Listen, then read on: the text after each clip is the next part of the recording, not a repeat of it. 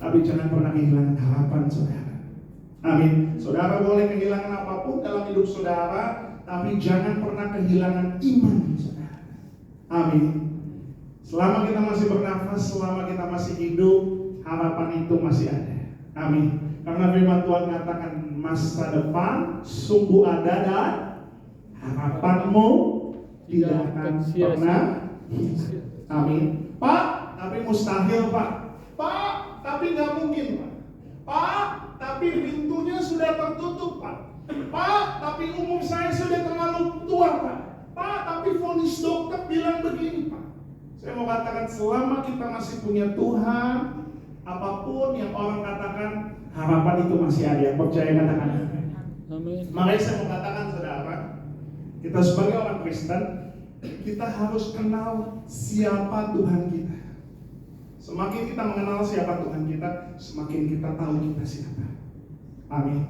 Karena ketika kita sadar kita punya Tuhan yang besar, kita percaya Tuhan mau kita jadi orang yang besar. Yang percaya boleh kita kasih tepuk tangan sorak-sorai. Dan hari ini kita akan sama-sama belajar siapa Tuhan kita. Tema khotbah kita hari ini adalah God will turn it around. Artinya apa Pak Pendeta? Artinya Tuhan akan memutarbalikkan keadaan. Yang percaya katakan amin. Saya doa 2024 ada suatu terobosan terjadi dalam hidup saudara. Amin. Saya doa 2024 ada suatu keadaan yang Tuhan putarbalikkan. Amin. Yang tadinya tutup Tuhan ubah jadi berkat. Amin. Yang tadinya tangis menjadi sorak-sorai sukacita. Amin. Amin. Karena kita harus tahu siapa Tuhan kita. Dia Tuhan yang sanggup. Sama-sama bilang Tuhanku sanggup. Tuhanku sanggup memutarbalikkan keadaan. Memutarbalikkan keadaan. Amin. Makanya hari ini kita akan belajar. Setidaknya kita akan belajar 7 poin. Banyak banget Pak Pendeta. It's okay, gak apa-apa. Namanya belajar firman Tuhan. Pengenalan firman Tuhan tuh semakin kita belajar, semakin hati kita tuh pengen dipuaskan oleh kebenaran firman Tuhan. Amin. Kita belajar kisah-kisah di Alkitab di mana Tuhan memutarbalikkan keadaan. Amin. Saya doa terjadi dalam hidup saudara di tahun 2024. Yang percaya boleh kita kasih tepuk tangan sorak-sorai. Bilang kanan kirimu siap-siap diberkati Tuhan. Siap-siap diberkati. Amin. Hari ini kita akan masuk. Yang pertama kita akan masuk di kisah Musa dan bangsa Israel. Singkat cerita, Tuhan perintahkan Musa untuk membawa bangsa Israel keluar dari tanah Mesir. Tapi Firaun mengeraskan hatinya. Dia nggak mau bangsa Israel pergi dari tanah Mesir. Karena apa? Kalau bangsa Israel pergi, mereka akan kehilangan budak-budaknya.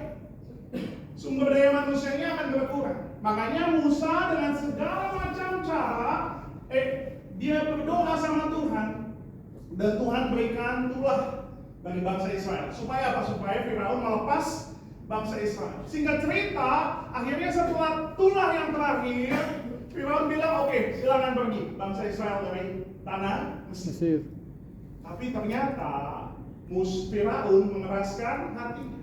Apa yang dilakukan? Dia mengejar. Kita lihat Keluaran 14 ayat 9. Dikatakan, adapun orang Mesir segala kuda dan kereta Firaun, orang-orang berkuda dan pasukannya mengejar mereka dan mencapai mereka pada waktu mereka berkemah di tepi laut, dekat Pi-hahirot di depan Baal Zebul.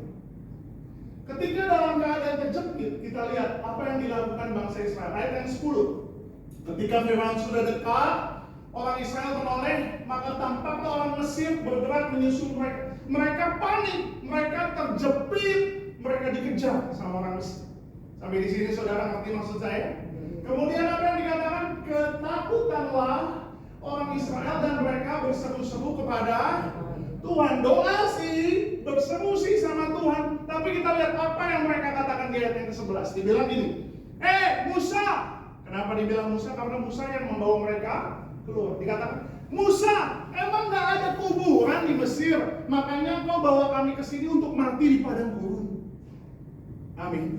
Kemudian, apakah yang kau berbuat ini terhadap kami dengan membawa kami keluar dari Mesir? Maksudnya apa nih?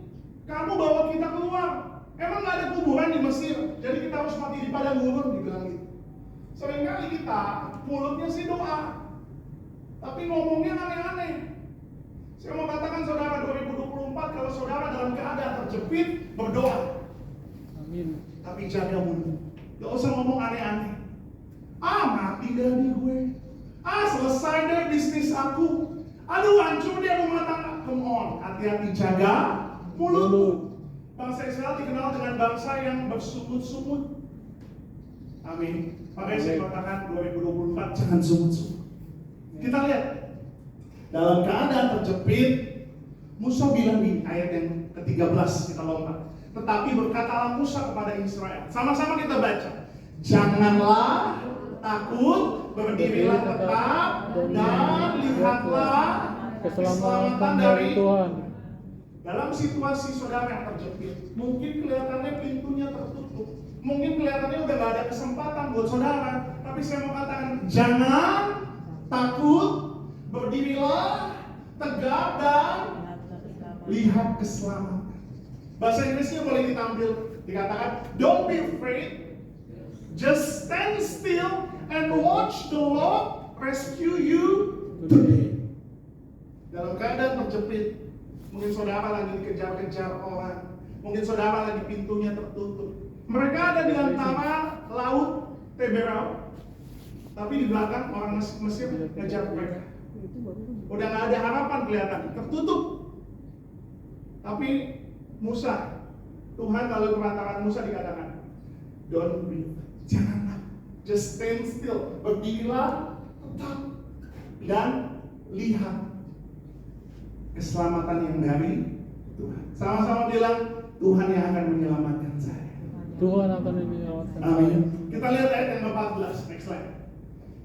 Firman Tuhan katakan, Tuhan akan berperang untuk kamu dan kamu akan diam saja. Diam saja. Amin. Kelihatannya pintu tertutup. Kelihatannya bangsa Israel terjepit.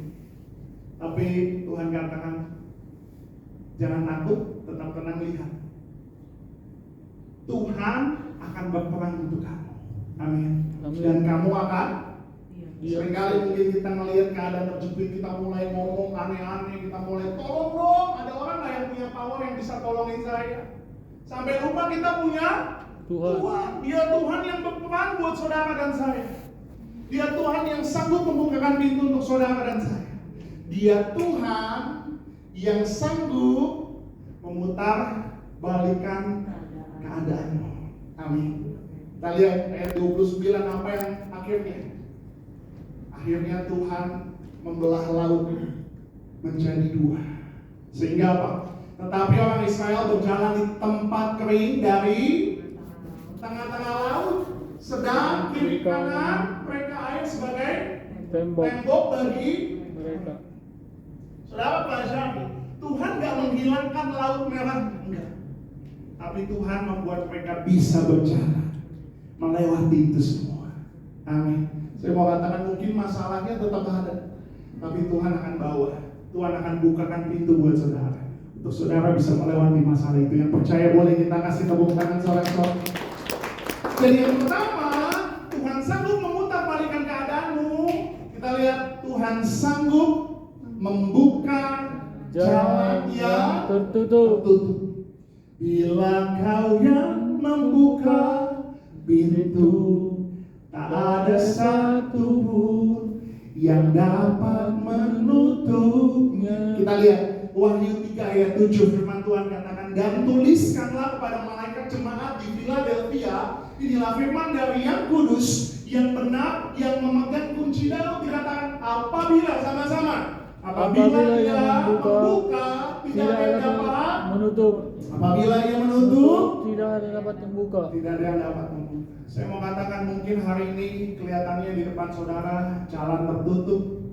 Mungkin hari ini saudara sedang terjepit, gak ada jalan keluar. Firman Tuhan katakan, Tuhan yang akan berperang. Amin. Dan aku akan diam saja. Tuhan yang akan membukakan pintu buat saudara dan saya yang percaya. Boleh kita kasih tepuk tangan sorak-sorak. Saudara ingat Abraham sama Sarah? Tuhan janji sama Abraham, dikatakan kamu akan menjadi bapa banyak bangsa, keturunanmu akan seperti pasir di laut dan bintang di langit. Tapi Tapi firman Tuhan katakan Sarah telah tua dan telah mati haid. Istilah kalau zaman sekarang secara medis dikatakan Sarah sudah menopause, udah nggak mungkin punya anak. Tapi Kejadian 21 dikatakan Tuhan memperhatikan Sarah seperti yang difirmankannya, dan Tuhan melakukan kepada Sarah seperti yang dijanjikan.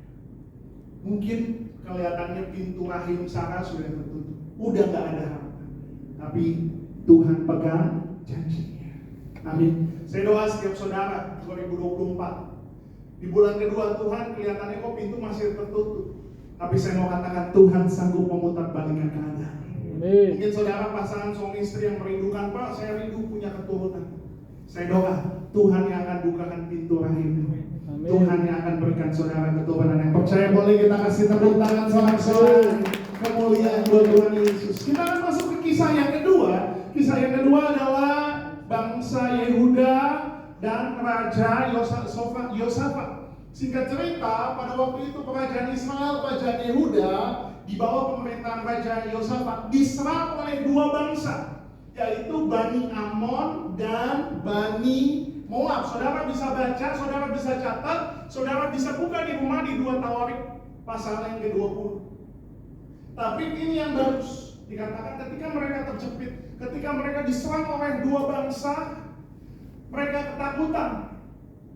Wajar nggak takut? Wajar. Di sini siapa yang nggak pernah takut? Semua pasti pernah takut. Tapi ini yang bagus, dikatakan ketika mereka takut, mereka datang kepada Tuhan. Amin. Saya mau katakan gini saudara, kalau saudara lagi dalam ketakutan, saudara lagi diserang kanan kiri, takut itu wajar, tapi jangan tinggal di dalam ketakutan. Apa yang saudara harus lakukan ketika saudara takut? Datang sama Tuhan. Amin. Ketika mereka lagi diserang sama dua bangsa, dia datang sama Tuhan, dia sembah Tuhan. Kemudian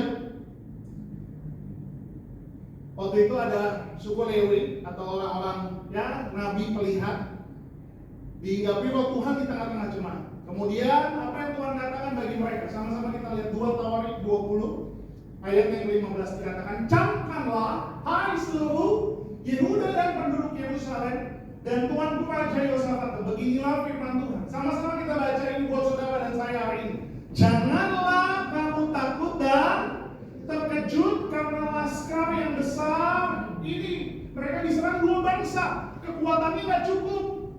Tapi dibilang jangan takut karena laskar yang besar ini. Sama-sama kita baca, sebab bukan kamu yang akan berperang melainkan Allah. Amin. Ketika saudara takut, ketika saudara mungkin diserang, dianiaya, saudara mulai diserang dengan berita yang gak benar, narasi yang gak benar tentang diri saudara, saudara lagi difitnah sama orang, saya mau katakan jangan takut, datang sama Tuhan, Tuhan yang beda. Amin. Dikatakan, sebab bukan kamu yang akan berperang, melainkan Allah. Amin. Saudara tahu apa yang terjadi? Ini yang pun. Ada dua bangsa mau menyerang Yehuda, Bani Amon, Bani Moab. Tapi tiba-tiba ketika mereka lagi serang, mereka ketemu sama orang-orang pegunungan Seir. Setelah mereka mengalahkan orang-orang, jadi mereka nih tadinya mau menyerang bangsa Israel, diam aja, doa sama Tuhan. Tiba-tiba ada orang pegunungan Seir yang menghadang Bani Amon dan Bani Moab. Setelah orang-orang pegunungan Seir mati, diserang sama dua bangsa ini, saudara tahu apa yang terjadi? Dua bangsa ini mereka saling bunuh-bunuhan. Saudara nggak percaya sama saya kan? Kita lihat ya. Memang nggak mudah percaya sama pendeta. Sama-sama kita lihat 2 Tawarik 20 ayat 23. Dikatakan gini. Lalu Bani Amon dan Bani Moab berdiri menentang penduduk pegunungan Seir, hendak menumpas dan memusnahkan mereka, memunahkan mereka. Kemudian sama-sama kita baca. Segera sesudah mereka membinasakan penduduk Seir, mereka saling membunuh. Saya mengatakan mungkin saudara hari ini kelihatannya dianiaya oleh orang. Saudara mulai diserang dengan fitnah dan berita yang tak benar. saudara mulai dibangun narasi-narasi negatif sama saudara. Tenang, saya mau katakan, gak usah balas, doa sama Tuhan, Tuhan yang bela. Kalian bilang amin gak Pak? Mungkin saudara lagi baik-baik aja kali ya. Amin. Saya mau katakan 2024 Tuhan sanggup memutar balik. Kemungkinan kau kalah di pandangan manusia, tapi Tuhan sanggup memutar balik. Bayangin, mau diserang sama dua bangsa, tiba-tiba dia perang sendiri, ribut sendiri, habis sendiri. Amin. Saya mau katakan seringkali battle it's not ours. Seringkali pertandingannya bukan milik kita tapi milik Tuhan. Amin. Orang boleh jahatin saudara, tenang aja, Tuhan yang bela. Amin. Makanya saya mau bilang orang Kristen, kalau saudara difitnah, saudara dijahatin orang, gak usah balas, gak usah balas. Tuhan yang bela saudara. Kita lihat kisah berikutnya, Daniel in the lion's den. Daniel adalah orang yang difitnah, dipojokin ke raja. Dibuat peraturan yang membuat Daniel tuh gak boleh beribadah sama Tuhannya. Dijebak sampai akhirnya Daniel harus dijatuhi hukuman sampai dihukum ke gua singa. Tapi saya mau katakan Tuhan sanggup memutarbalikkan keadaan. Yang tadinya Daniel terpojok, bahkan Daniel diizinkan masuk ke gua singa. Mungkin 2024 Tuhan bisa bawa saudara ke suatu perkara, Tuhan kok izinin sih? Tapi percayalah di balik itu semua Tuhan punya rencana yang indah buat kita. Amin. Daniel udah masuk ke gua singa. Ketika dilihat Daniel masih hidup, lagi ngobrol-ngobrol dia sama singa. Singa, kamu umur berapa? Ini rambut kamu kok panjang banget, mau dipotong gitu. Dia lagi ngobrol-ngobrol. Akhirnya apa? Raja yang tadinya mau menghukum dia, sama-sama kita lihat Tuhan putar balikan. Daniel 6 ayat 27. Bersama ini kuberikan perintah bahwa di seluruh kerajaan yang kukuasai orang harus takut dan gentar kepada Allahnya Daniel. Tadinya semua orang disuruh sembah raja, nggak boleh beribadah sama Tuhan lain. Tapi Tuhan putar balikan keadaan. Amin. Dikatakan sebab dialah Allah yang hidup, yang kekal untuk selama-lamanya. Pemerintahnya tidak akan binasa dan kekuasaannya tidak akan berakhir. Yang kedua, apa kesimpulannya yang kedua? Tuhan sanggup membela yang teraniaya. Amin. Mungkin saudara terpojok, mungkin saudara lagi teraniaya. Tuhan sanggup memutarbalikkan keadaan. Dia sanggup membela saudara dan saya yang hidup di dalam Tuhan. Yang percaya, boleh kita kasih tepuk tangan saudara-saudara. Selanjutnya kita lihat kisah Yusuf. Yusuf from prison to the palace. Dia dari penjara, Tuhan angkat dia, putar balikan keadaannya ke istana. Yang tadinya dia narapidana, from prisoner to prime minister. Jadi perdana menteri, orang nomor 2 di Mesir. Tuhan sanggup memutar balikan keadaan Yusuf. Kita tahu Yusuf adalah orang yang teraniaya. Dia disiksa sama saudara-saudaranya. Saudara-saudara sendiri siksa Yusuf. Kemudian setelah disiksa tadinya mau dibunuh tapi nggak jadi. Mereka pengen cuanin aja deh. Daripada kita bunuh, mendingan kita jual dapat duit. Akhirnya dijual jadi budak. Saudara dan saya kita semua tahu ceritanya. Akhirnya dia jadi budak, difitnah, dipenjara. Tapi dia tetap setia sama Tuhan. Amin. Sama-sama bilang aku mau setia sama Tuhan. Aku mau setia sama Tuhan. Kemudian setelah dia di penjara apa? Dia dilupain sama temannya. Tapi puji Tuhan, pada akhirnya temannya ingat, dibilang Musa bisa menafsirkan mimpi. Akhirnya apa? Dibawalah dia ke istana dan dia dijadikannya dia apa? Perdana Menteri Mesir. Amin. Saudara bayangin nggak? Yang tadinya di bawah banget, narapidana, orang tahanan udah gak ada harga dirinya. Saya punya teman pendeta juga, mantan narapidana, dia pernah di penjara. Dibilang kalau di penjara tuh neraka dunia, udah gak ada harapan di sana. Tapi Tuhan putar balikan keadaan. Yang tadinya di tempat paling rendah, Tuhan bisa angkat ke tempat yang paling tinggi. Percaya boleh kita kasih tepuk tangan buat Tuhan. Saya doa terjadi buat saudara dan saya 2024. Tadinya mungkin gak ada yang lihat saudara, tadinya mungkin saudara direndahin, tapi Tuhan yang angkat tinggi. Amin. Akhirnya saudara tahu dia jadi Perdana Menteri, saudara-saudara yang buang dia, yang aniaya dia, yang jual dia, ketemu sama Yusuf. Kalau saudara dan saya pasti, wah ini dia nih, kesempatan untuk kita balas. Tapi kita lihat, Kejadian 50 ayat 20. Yusuf bilang gini, memang kamu telah melakukan yang jahat terhadap Aku. tetapi Allah telah melakukannya untuk kebaikan dengan maksud melakukan seperti yang terjadi sekarang ini, yakni memelihara hidup suatu bangsa. Amin. Dari Yusuf kita belajar, saya mau bilang buat saudara, Tuhan sanggup memutarbalikkan keadaan saudara. Amin. Yang direndahkan manusia, Tuhan sanggup meninggikan. Gak ada aminnya. Yang tadinya dipermalukan, Tuhan bisa putar balik. Tuhan permuliakan. Amin. Yang ketiga, kesimpulannya, Tuhan sanggup mengangkat yang direndahkan. Mungkin hari ini engkau gak dilihat sama manusia. Mungkin hari ini engkau kelihatan invisible, gak kelihatan direndahkan. Tapi Tuhan sanggup mengangkat saudara dan saya. Amin. Boleh kita kasih tepuk tangan buat Tuhan Yesus. Kita masuk ke cerita berikutnya. Saya doa saudara tetap menyimak, saudara gak bosan karena ini luar biasa buat saudara. Ada kisah tentang Elia dan janda di Sarfat. Suatu hari Tuhan suruh Elia. Tuhan pelihara Elia melalui seorang janda. Dibilang datang kepada janda minta roti. Ketika Elia datang sama janda itu bilang, pada waktu itu kekeringan.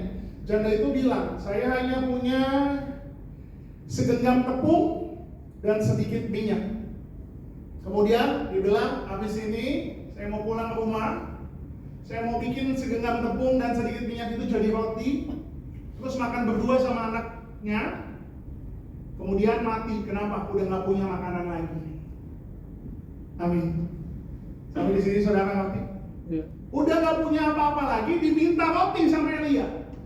Tapi Elia bilang ini, jangan takut, pulang, buat seperti yang kau katakan, buat roti, tapi buatlah dulu bagiku, bagi Elia. Bawalah kepadaku, baru kemudian buat bagimu dan anakmu. Tapi Tuhan janji ini. 1 Raja-Raja 17 ayat 14. Sebab beginilah firman Tuhan Allah Israel. Sama-sama kita baca. Tepung dalam tempayan itu tidak akan habis, dan minyak dalam budi-budi itu pun tidak akan berkurang sampai pada waktu Tuhan memberi hujan ke atas muka bumi.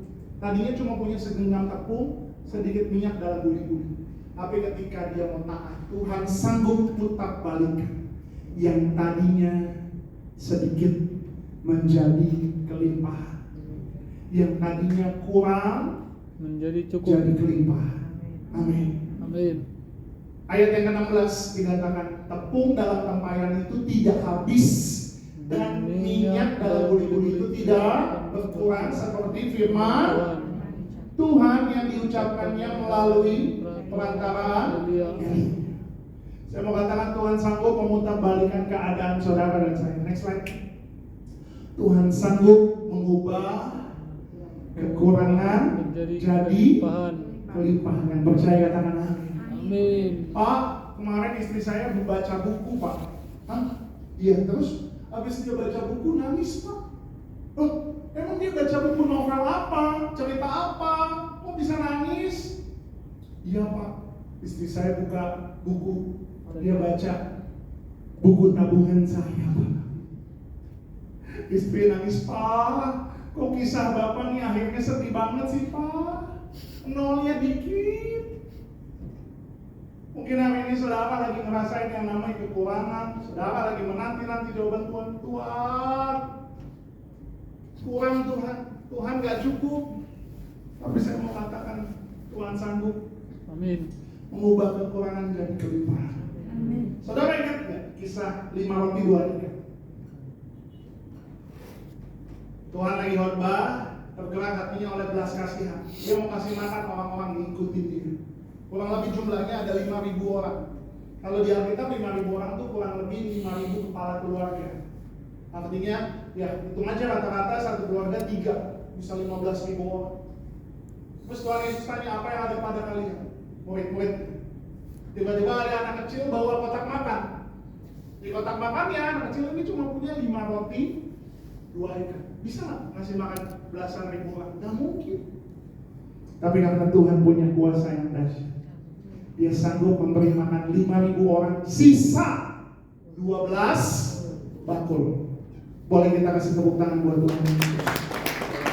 Saya mau katakan gini saudara, apapun keadaanmu hari ini, mungkin hari ini kau berkekurangan, mungkin hari ini kau mikir Tuhan udah bulan Februari 2024 nggak ada perubahan Tuhan. Next slide. Saudara punya yang namanya Jehovah Jireh, Tuhan yang menyediakan. Amin. Amin. Saya mau katakan saudara, mungkin hari ini saudara lagi kekurangan, tapi Tuhan yang memelihara saudara. Gak usah takut. Saudara punya banyak, saudara gak punya Tuhan, saudara dalam bahaya. Tapi saudara mungkin gak punya banyak, mungkin saudara lagi dalam kekurangan. Selama saudara punya Tuhan, saudara aman di tangan Tuhan. Amin. Amin. Kita masuk ke kisah selanjutnya di Ayub. Ayub orang yang soleh, dia taat sama Tuhan. Tapi iblis ambil semua hartanya, keluarganya, teman-temannya datang di ketika Ayub lagi susah. Bayangin nggak saudara, Ayub tadinya kaya, punya segalanya, tiba-tiba iblis ambil semuanya. Kemudian teman-temannya datang, apa yang teman-temannya bilang? Kamu dosa sih, kamu kayak dosa deh, nggak mungkin. Tapi saya mau katakan Tuhan sanggup memutarbalikkan keadaan. Amin. Amin. Ayub 42 ayat 10. Lalu Tuhan memulihkan keadaan Ayub. Setelah apa? Setelah ia meminta doa untuk sahabat-sahabatnya. Sahabat-sahabatnya apa? Yang ngomongin dia, yang bikin narasi negatif. Doain. Mungkin ketika saudara lagi susah, ketika saudara punya segalanya, susah untuk melihat teman yang sejati. Tapi ketika saudara lagi susah, saudara akan sanggup melihat teman saudara yang sejati. Amin. Amin. Teman-temannya datang, hakimin dia. Tapi apa yang Ayub lakukan? Dia doa buat sahabat-sahabat. Dan sama-sama kita baca, dan Tuhan memberikan kepada Ayub 2 kali lipat dari segala kepunyaannya yang dahulu. Yang kelima kita lihat, Tuhan sanggup mengembalikan yang terhilang. Mungkin saudara kehilangan harta saudara, mungkin saudara dari COVID kemarin kehilangan pekerjaan saudara, mungkin saudara selama bertahun-tahun gak punya penghasilan tetap. Tuhan sanggup memutarbalikkan keadaan saudara. Amin. Mungkin saudara kehilangan pekerjaan, karir, usaha saudara. Saya mau katakan Tuhan sanggup mengembalikan apa yang terhilang. Selama kita tulus sama Tuhan, selama kita ikut Tuhan sungguh-sungguh, Tuhan sanggup mengembalikan keadaan. Gak ada yang bilang amin, ya udah saya pulang aja. Amin. Amin. Kemudian kita lihat saudara, yang keenam, Yesus dia menyeberang danau. Kemudian dia bertemu dengan seorang pria yang dirasuk oleh banyak roh jahat. Pria ini lagi diikat sama roh jahat. Namanya siapa? Tadi ada yang nyebut Legion. Kenapa Legion? Karena jumlahnya banyak. Dia diikat. Orang nggak bisa ngapa-ngapain. Bahkan orang udah rantai dia, tapi dia masih Memberontak. Kita lihat Lukas 8 ayat 27. Ini Yesus